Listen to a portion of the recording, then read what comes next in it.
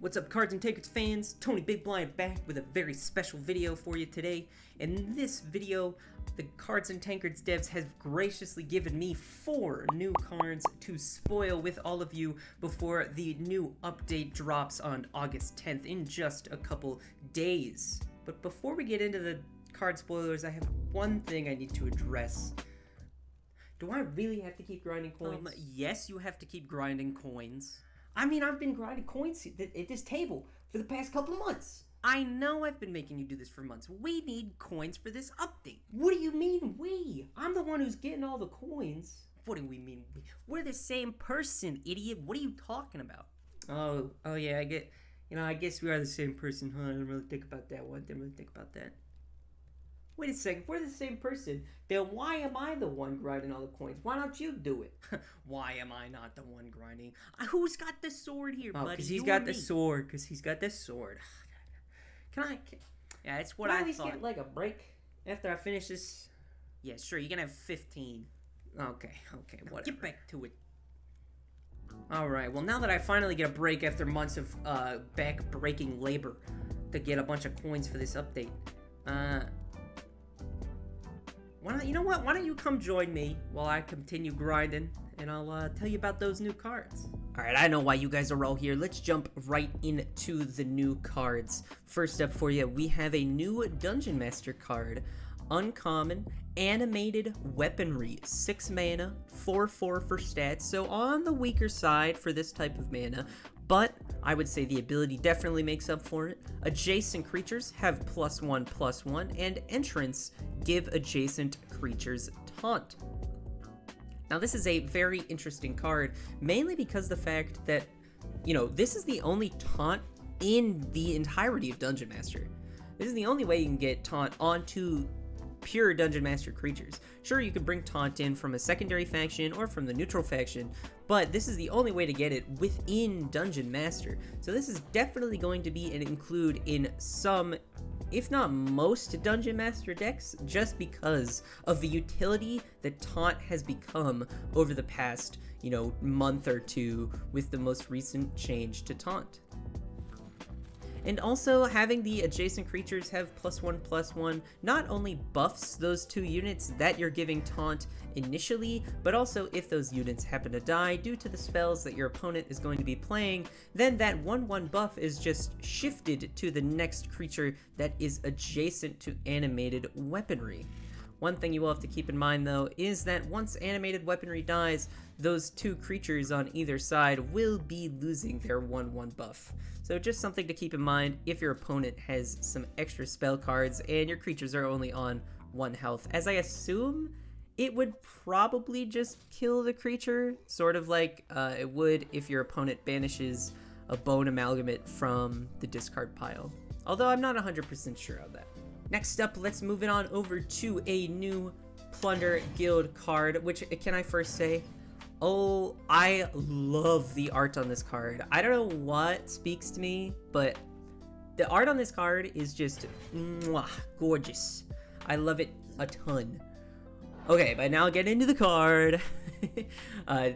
Shady Investment. It's going to be a new rare card for 2 mana. It's a spell. Gain 1 coin. Randomly place 2 stolen treasures into your deck.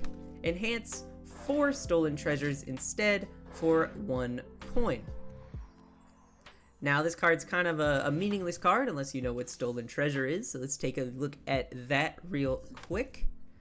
It's a new boon card they're adding to the game that says, when drawn, gain 2 coins and then draw another card. So Shady Investment, you're basically going to enhance this every time because it pays for its own enhance effect.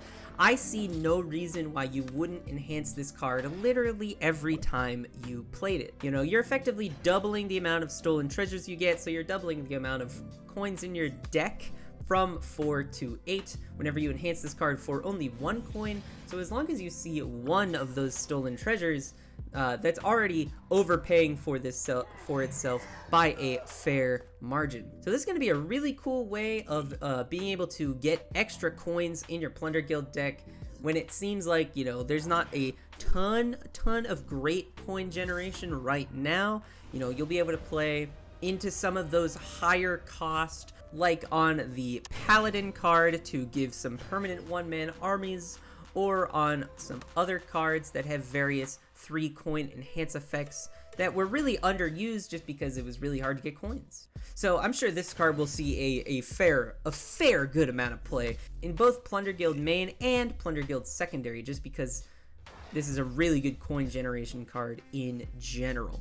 And now for our final card of the 4, we have another really interesting card, Kira, Heroine of Garsong. Now, one thing to note about this card before we look at the specifics of the card is in the top right corner of the card, you might notice that it is a different colored symbol. Traditionally, green has been for common cards, blue for uncommon cards, and purple for rare cards, but now there is a yellow gem color for legendary cards, the newest rarity coming to Cards and Tankards. All current unique cards will be transferred from their rare rarity to this new legendary rarity.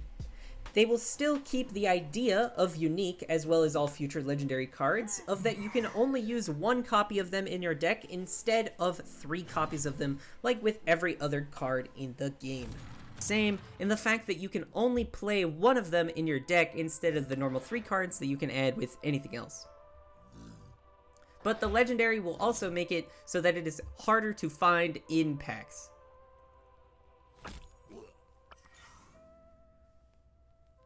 But with that explanation out of the way, let's look at the card itself. 9 mana for a 0/10, and when you take direct damage, give all friendly creatures +1 health. And then discarded, give a random friendly creature +0/+2. You know, the discarded effect is also very strong, especially in the early game, just being able to give something 2 health, you know, cycle this 9 mana card out of your hand, although I don't really think you would want to do that with this card, just because it's a legendary, unless you're doing it probably for the win. I can't imagine you would be doing it just to give something 2 health for the funsies. You know, but this card is definitely meant to be an incredible tool for late game defensive acumen play.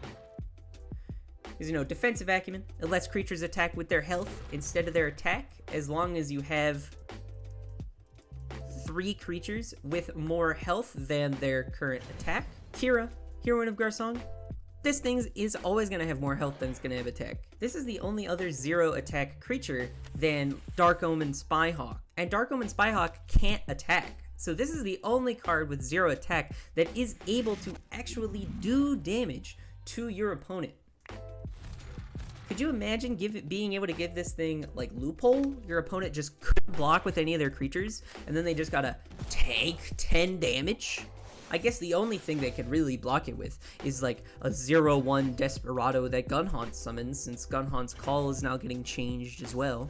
Or I guess a 0/1 Bone Amalgamate if they played something like, you know, a single Boons to Bones the entire game or something. But you know, you're not going to be able to block much if this thing ever gets loophole, so you best hope it doesn't get that.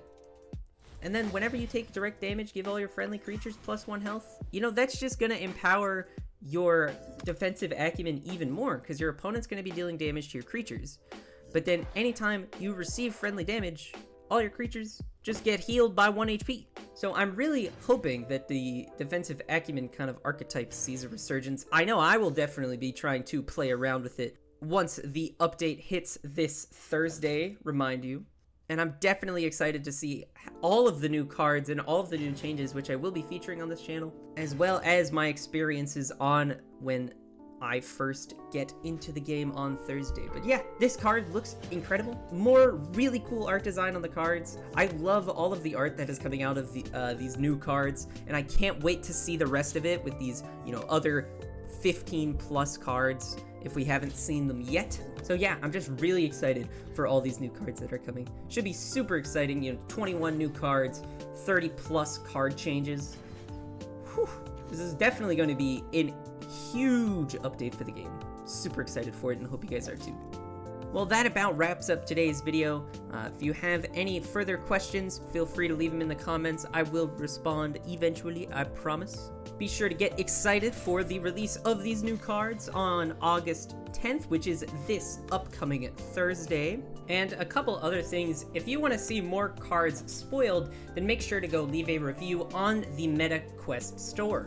Every 50 reviews, the Cards and Tankards team will be revealing more cards from the set, with these next cards being only 20 or so reviews away, so every review matters. They will be releasing a couple Monsters Rights Association cards if we're able to hit that 1050 number before August 10th. So, anytime we can see new cards, it will be super exciting to see them. Just more stuff to get excited about, really. So if you haven't done so yet, make sure to go leave a review on the game.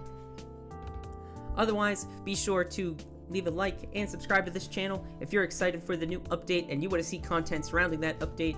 And I should be able to get more into the competitive scene as well, so be sure to stick around for when all of that comes about. But nonetheless, my name is TonyBigBlind, and I hope you all have a fabulous day. See you later.